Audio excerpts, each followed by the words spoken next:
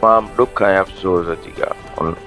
उन जे बरअक्स हिते खीथर जबल में नायाब नस्ल जा जानवर जंहिंमें सिंध आइबेक्स जंहिंखे सिरिंह पिणु चयो वञे थो, गॾु घटे जो नस्ल यूरल हरण ख़तरनाक बीमारी सबबि तमामु तेज़ी सां मरण लॻा। जंगली जीवत खाते के बि उपाउ न वरिता, पर उन जो कारण असांजे खीथर जबल जे जंगली जीवत खाते जा ऑफिसर आहिनि।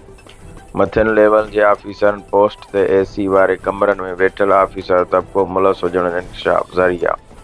कुझु ज़रियनि मूजिबि मीडिया जे दोस्तनि खे कवरेज करण खां रोकियो वियो ऐं मुअल जानवर साड़िया विया।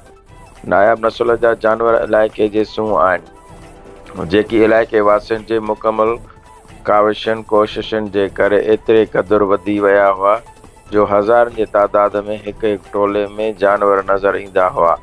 पर अफ़सोस जो ऑफिसर तबिके जे पाण में थियल डीलिंग जे चकर में जानवरनि जो शिकार कराए रहिया आहिनि। ज़रिया बेगुनाह ऐं गंदगाह जानवरनि खे बचाइण जे का ख़ासि वजह ॻोल्हिजे ऐं के बि ज़रूरी उपाउ वरिता वञनि। यादि रहे त अॼु ॾींहं ताईं जानवर ख़तरनाक बीमारी सबबि मरण पिया, पर वाइल्ड लाइफ खाते जा अमलदार ऐं शिकारियुनि सां गॾिजी नायाब नस्ल जे जानवरनि ऐं शिकार चंद एवज़ करण था, पर हिन नायाब नस्ल खे बचाइण लाइ को बि क़दम नथा खणनि।